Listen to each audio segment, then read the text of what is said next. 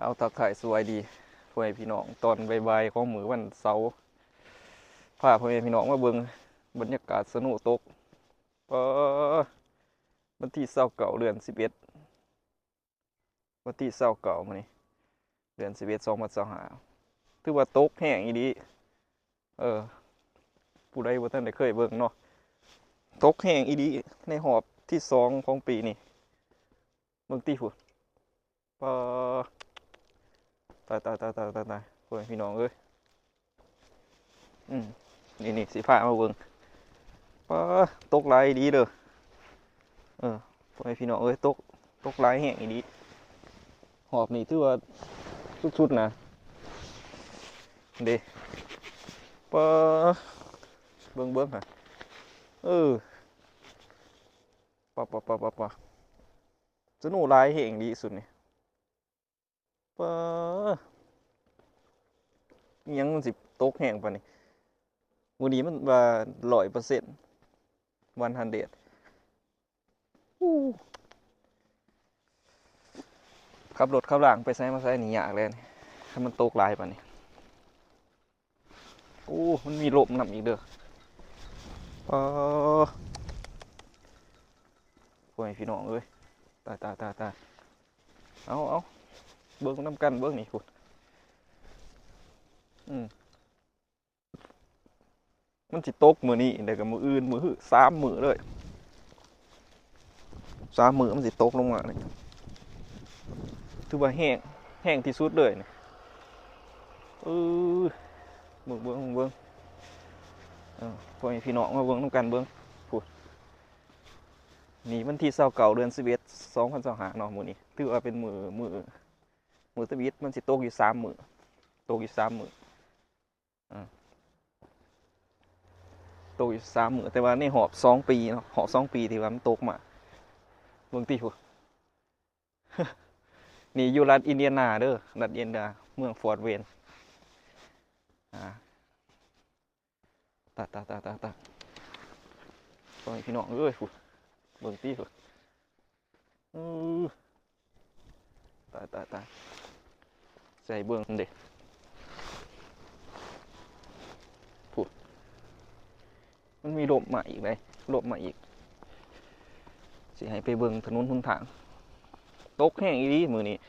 มันสิตกอยู่3 มื้อพุ่นมื้อนี้มื้ออื่นมื้อหื้อ100%ผู้ใดสิไปสิมาคอยเด้อระมัดระวังถือว่าตกหายแห้งอีหลีนะเทื่อนี้ฮู้พูดบรรยากาศบางทีบัดยามมันตกกับยามมีสนุกกับยามบ่มีสนุกพ่อแม่พี่น้องเอ้ยตาอีเสือนั่นนะพูดบางทีพอที่ถูก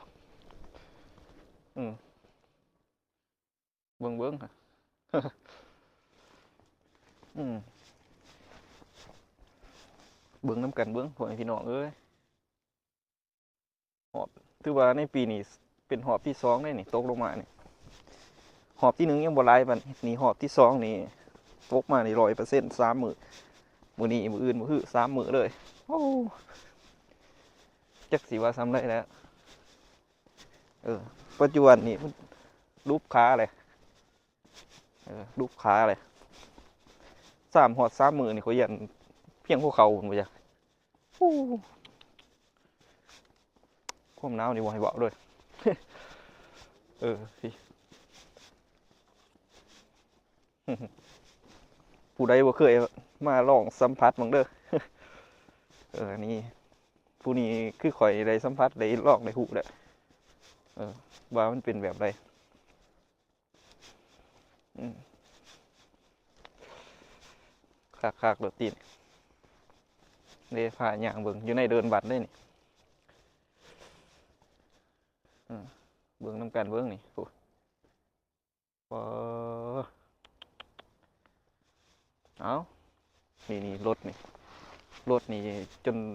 จนสิบ่เห็นเลยเบิ่งตินี่รถพูดรถมันก็สิท่วมหมดเลยโอ้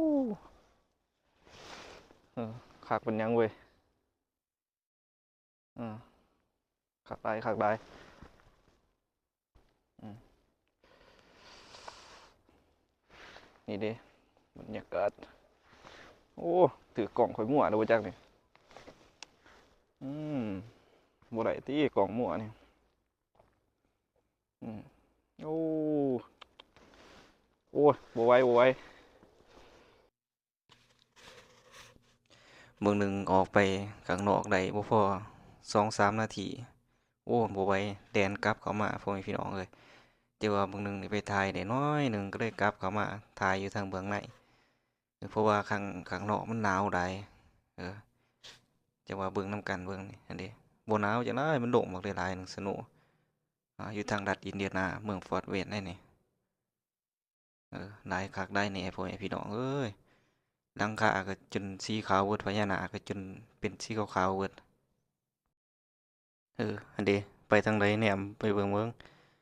ขาวผูถีบด้วยกกใหม่ก็จนเป็นสีขาวโอ้หลายคักได้แหน่พ่อแม่พี่น้องเอ้ยเบิ่งนำกันเบิ่งติพ่ออืมสนุกเพราะว่านี่แม่นแต่ละมุมแต่ละสวงเนาะ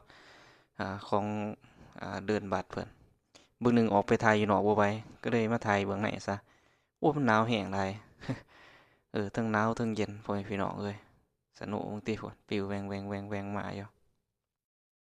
เพื่อว่าอยากให้พ่อแม่พี่น้องเราได้เบิ่งเนาะอันนี้บรรยากาศอยู่ข้างในนี่อบอุ่นดีเพราะว่ามันมีฮีตหรือว่าเครื่องปรับอากาศเฮ็ดให้อากาศมันอุ่นนะแต่ว่าข้างนอกมันสิหนาวอันนี้แหนมไปทางใดนี่ขาวผูถีบติข้างในนี่โอเคเพราะว่ามันมีเครื่องปรับอากาศเขาเอิ้นว่าเป็นฮีตไฟฟ้านะเราเปิดใส่แล้วก็มันก็อุ่นนุ่งเสื้อแขนสั้นทรงขาสั้นก็ได้เนาะแต่ว่าข้างนอกนี่แม่นบ่ไหลได้พ่อแม่พี่น้องเอ้ยอันนี้โอ้ยังมีรถมาแล่นเสยบ่ย้านบ่เด้อืมอ้าวตกอย่างใหญ่ด้วยบาดนี้อันนี้อันเด้โอ้3 ฮอด3 มื้อนี่มันสิบ่เพียงหัวเข่าพู้นบ่นี่เบิ่งติเพราะว่ามันสิตกอยู่3 มื้อ3 คืนตกอยู่3 มื้อ 3 คืนเด้อนี่สนุกผู้ใดขับรถขับราก็คอยไปคอยมาระมัดระวังหน่อยเด้อมีสติในการขับขี่รถรางเพื่อความปลอดภัยเนาะหรือว่าบ่จำเป็นก็บ่ต้องออกไปข้างนอกมันอันตรายเพราะว่ารถสนุกเนี่ยนี่มันจะเฮ็ดให้มึนเนาะรถขี่ม้านี่มึนคันสนุกแบบก้อนใหญ่ๆหั้นบ่เป็นหยังเนาะแต่ว่านี่มันสิเป็นสนุกอันนี้มันสิบ่ค่อยเปื่อยหั้นนะแล้วก็เฮ็ดให้รถแล่นลำบากอันนี้ก็ยังมีรถเขาแล่นอยู่เดะ แต่ว่าก็ค่อยไประมัดระวังอ่าโอ้ตกคักตกแหน่เด้อ